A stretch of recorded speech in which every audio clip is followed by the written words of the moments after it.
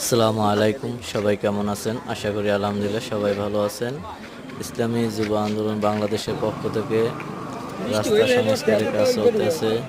আজ বাদ মাগরিবের পর থেকে এসা পর্যন্ত দুইটা মোটরসাইকেল না আজকে অনেক আর গুরুতর কয়দিন আহত গিয়ে যাইলে হয়েছে। ঢুকবে এরপর একটু বাইঙ্গে নিচে দিবে না ফালাইবে।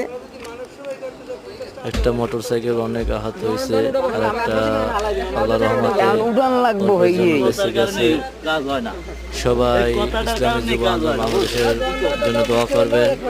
আল্লাহ যেন ইসলামী যুব আন্দোলনের পক্ষ থেকে সারা বাংলাদেশের তামাম দুনিয়ায় খেদমত করার তৌফিক দান করেন এবং আমাদের যে কজন পাথরে ঘুরে দাও, পাথরে ঘুরে দাও। কাজ হয়েছে সবাই আমাদের জন্য দোয়া করবেন। আল্লাহ যেন আমাদের দিনের জন্য কবুল করে নেয়।